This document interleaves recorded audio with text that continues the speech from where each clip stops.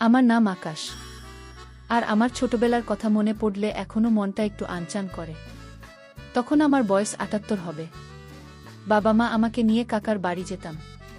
কাকার বাড়িটা ছিল একতলা, ছোট্ট একটা উঠোন আর পিছনে একটা আম গাছ। আমি আর আমার কাকাতো বোন রিমা তখন সবে ৩৪। সারাদিন উঠোনে দৌড়াদৌড়ি করতাম, কখনো আম গাছের নিচে লুকোচুরি খেলতাম, কখনো কাকিমার হাতের পিঠে খেয়ে দুজনে একসঙ্গে দুষ্টুমি করতাম। রিমা ছিল দারুণ দুষ্টু। কাকিমা আমাদের দুষ্টুমি হাসি মুখে দেখতেন। মাঝে মাঝে বলতেন, আকাশ, রিমাকে এত আদর করিস না, মাথায় উঠে যাবে। কাকাও হাসতেন, তবে তিনি বেশিরভাগ সময় ব্যস্ত থাকতেন। তার ছোট্ট দোকান নিয়ে আমার ছোটবেলার সেই হাসি খুশির দিনগুলো যেন একটা স্বপ্নের মতো ছিল। কিন্তু সেই স্বপ্ন ভেঙে গেল যখন আমার বয়স ১৩ বছর। সেদিনটা এখনও আমার মনে ঝকঝকে স্পষ্ট। বর্ষার একটা দুপুর, আকাশ ছিল ঘন কালো মেঘে ঢাকা। বাবা মা কলকাতা থেকে হালি শহরে কাকার বাড়িতে আসছিলেন আমাকে নিয়ে যাওয়ার জন্য। আমি তখন আমাদের পুরনো বাড়িতে একটা প্রতিবেশীর কাছে ছিলাম। বাবা একটা সেকেন্ড হ্যান্ড মারুতি গাড়ি কিনেছিলেন কিছুদিন আগে, আর সেই গাড়িতেই তারা আসছিলেন। কিন্তু পথে বৃষ্টির জন্য রাস্তা পিচ্ছিল হয়ে গিয়েছিল। শুনেছিলাম বাবা গাড়ি চালাচ্ছিলেন আর মা পাশে বসে গান শুনছিলেন। হঠাৎ একটা ট্রাক তাদের গাড়ির সামনে এসে পড়ে। বাবা ব্রেক করার চেষ্টা করেছিলেন, কিন্তু পিচ্ছিল রাস্তায় গাড়িটা নিয়ন্ত্রণ হারিয়ে ফেলে।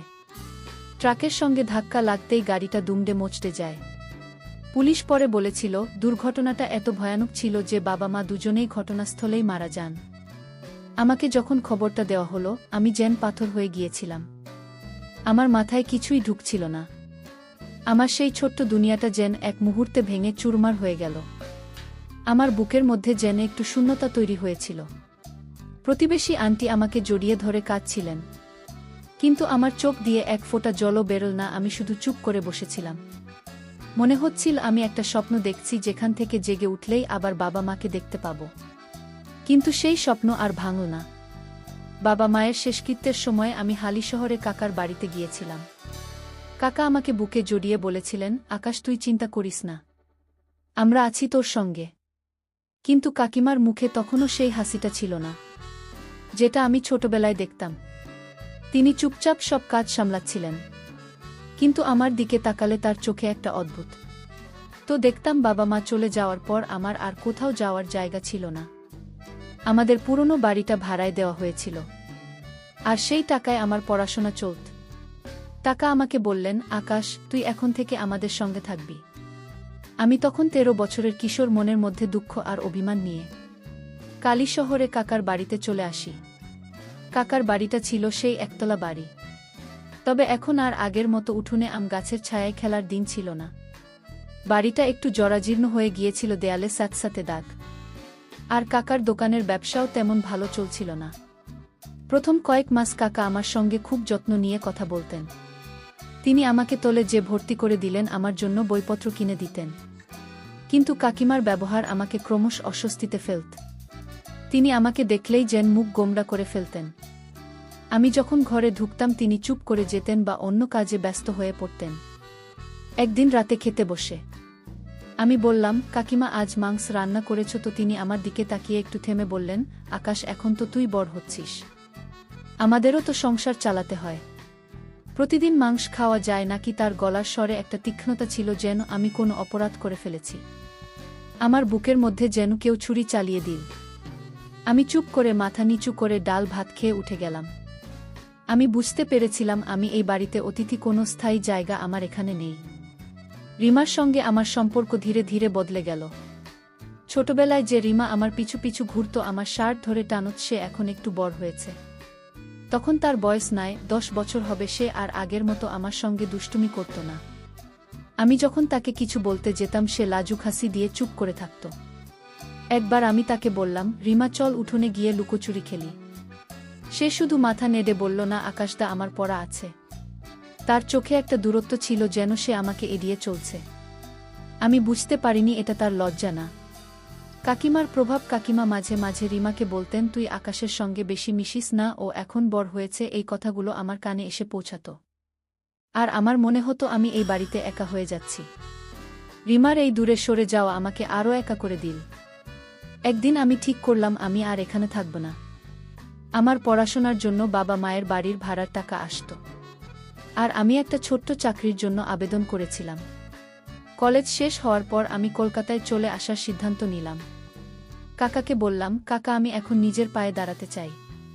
কাকা একটু দুঃখ পেলেন, কিন্তু বললেন, ঠিক আছে আকাশ, তুই যা ভালো বুঝিস। কাকিমা কিছু বললেন না, শুধু মাথা নাড়লেন। আমি বুঝলাম তিনি হয়তো খুশি হয়েছেন যে আমি চলে যাচ্ছি।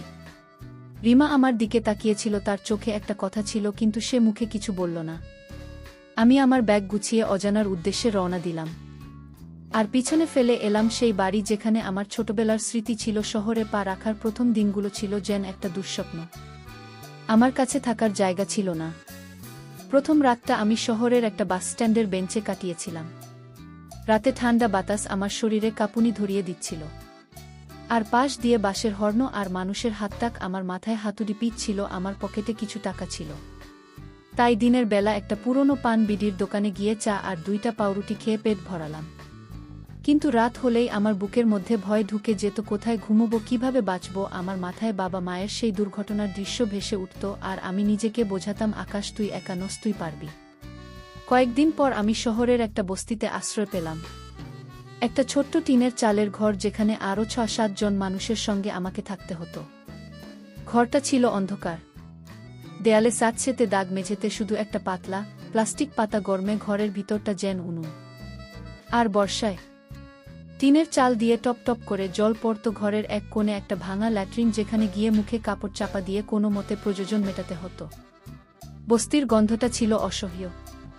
নোংরা ব্রেনের দুর্গন্ধ, পচা খাবারের গন্ধ আর মানুষের ঘাম মেশানো একটা ভ্যাপসা আবহাওয়া। রাতে ঘুমোতে গেলে পাশের লোকের শ্বাসের শব্দ, কারোর গোঙানি আর বাইরে কুকুরের ডাক আমাকে জাগিয়ে রাখত। আমার মনে হতো আমি যেন কোনো জেলখানায় বন্দী। কয়েক মাস পর আমি একটা নির্মাণ সাইটে কাজ পেলাম। সেখানে ইট বহন, সিমেন্ট মেশানো আর ভারী জিনিস তুলতে হতো। সকাল থেকে সন্ধ্যা পর্যন্ত আমার হাতে ইটের ধুলো, কাঁধে ব্যথা আর পিঠে সিমেন্টের বস্তার চাপ। আমার হাতে কড়া পড়ে গিয়েছিল, আঙুলগুলো ফেটে রক্ত জমত। কিন্তু আমি থামিনি। সাইটের অন্য শ্রমিকদের সঙ্গে আমি মিশতে চেষ্টা করতাম। তাদের মধ্যে ছিল রমেশ, একজন মাঝবয়সী শ্রমিক, যে সারাদিন কাজের ফাঁকে গান গাইত আর রাতে মদ খেয়ে চিৎকার করত। আর একজন ছিল শ্যামল, যে তার গ্রামের বউয়ের কথা বলতে বলতে কাঁদত। আমি তাদের সঙ্গে হাসতাম, কিন্তু মনের মধ্যে একটা শূন্যতা ছিল। আমার কেউ ছিল না, কেউ আমার জন্য অপেক্ষা করত না। নির্মাণ সাইটে আমার পরিচয় হলো মিনার সঙ্গে। মিনা ছিল সেখানে খাবার বানানোর কাজের মহিলা। তার শ্যামলা শরীর, ঘামে ভেজা শাড়ি আর তার হাসি আমার মনে একটা অদ্ভুত টান তৈরি করত। তার বয়স 30-এর কাছাকাছি। আমার চোখ বারবার সেদিকে চলে যেত। সে মাঝে মাঝে আমার দিকে তাকিয়ে হাসত, বলতো, আকাশ তুই এত কষ্ট করিস কেন, একটু হাসিস না। তার কথায় আমার মনে একটা উষ্ণতা জাগত, যেন এই শহরে আমার জন্য কেউ একটু মায়া দেখাচ্ছে। আমি তার দিকে তাকালে কেমন একটা টান অনুভব করতাম, কিন্তু আমি নিজেকে সামলাতাম। বস্তির জীবন আমাকে ভিতর থেকে ভেঙে দিচ্ছিল। টিনের চালের ঘরে গরমে আমার শরীর ঘামে ভিজে যেত, আর বর্ষায় ছাদ দিয়ে জল পড়ত। ঘরের এক কোণে ভাঙা ল্যাট্রিন, যেখানে গিয়ে মুখে কাপড় চাপা দিয়ে কোনো মতে ব্যবহার করা যেত। রাতে পাশের রুমমেটদের চেঁচামেচি, কুকুরের ডাক আর নোংরা ড্রেনের গন্ধ আমাকে জাগিয়ে রাখত। শহরের বস্তির সেই দিনের চালের ঘরে আমার জীবন যেন একটা অন্ধকার গুহায় বন্দী হয়ে গিয়েছিল। একদিন রাতে আমার শরীরে জ্বর এলো, শরীর কাঁপছিল, মাথা ঝিমঝিম করছিল, আর আমার বুকের মধ্যে যেন একটা ভারী পাথর চেপে বসেছিল। আমার পকেটে ডাক্তার দেখানোর টাকা ছিল না। বস্তির সেই নোংরা ঘরে, যেখানে দেওয়ালার স্যাঁতস্যাঁতে দাগ আর মেঝেতে পাতলা প্লাস্টিক পাতা ছিল, আমি শুধু একটা পুরনো প্যারাসিটামল গিলে কোনো মতে শুয়ে পড়লাম। জ্বরের ঠান্ডায় আমার হাত কাঁপছিল। আমার মনে হচ্ছিল আমি মরে যাচ্ছি। মিনা সেদিন বিকালে আমাকে দেখতে এসেছিল নির্মাণ সাইটে। তার সঙ্গে আমার বন্ধুত্ব হয়েছিল। তাকে দেখে আমার মনে একটা নিষিদ্ধ টান তৈরি করেছিল। সে আমার ঘরে ঢুকে আমার কপালে হাত দিয়ে বলল, আকাশ তোর এত জ্বর কেন, আমাকে বলিসনি? তার হাতের স্পর্শ আমার অদ্ভুত লাগছিল। মিনা আমার পাশে বসে আমার মাথায় হাত বুলিয়ে দিচ্ছিল।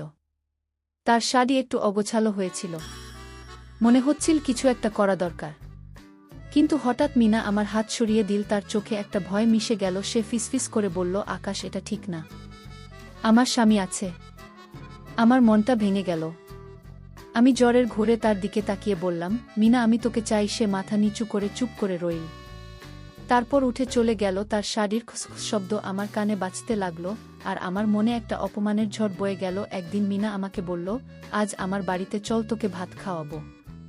আমি অবাক হলাম, কিন্তু তার হাসি দেখে না বলতে পারলাম না। মিনার বাড়ি ছিল বস্তিরই একটা ছোট্ট ঘর। ঘরটা ছিল ছোট্ট, ভাঙাচোরা দেয়ালে স্যাঁতস্যাঁতে দাগ, মেঝেতে একটা পুরনো প্লাস্টিক পাতা, ঘরের মধ্যে ঘাম, রান্নার গন্ধ আর বাইরের নোংরা ড্রেনের দুর্গন্ধ মিশে একটা ভ্যাপসা আবহাওয়া তৈরি হয়েছে। মিনা আমাকে একটা ভাঙা চেয়ারে বসিয়ে নিজের হাতে ভাত, ডাল আর একটু মাছের ঝোল বানিয়েছিল। ঘরে প্রচণ্ড গরম থাকায় মিনা অনেক ঘেমেছিল, যার ফলে অনেক অদেখা জিনিস দেখা যাচ্ছিল। আমার চোখ বারবার সেদিকে চলে যাচ্ছিল। আমি মনে মনে অনেক কিছু ভাবছিলাম। মিনার সাথে গল্প করতে করতে করতে বুঝতে পারলাম তার স্বামী নেশা করে বেড়ায়, কোনো রোজগার করে না। এদিকে মিনার টাকায় ঘুরে বেড়ায়, যে কারণে মিনা অনেক একাকিত্ব বোধ করছিল। নিজের মনের সুখ কারো কাছে পাচ্ছে। সুযোগ বুঝে আমি মিনাকে বললাম, আমি তোর সাথে আছি, তোর যা রাখবে আমি তোকে দিব। ধীরে ধীরে আমাদের মাঝে দূরত্ব কমতে থাকে। বস্তি ঘরের মধ্যে অনেক কিছু ঘটতে থাকে। আমাদের মাঝে সারারাত ওর সাথে সময় কাটিয়ে বাড়ি ফিরে যায়।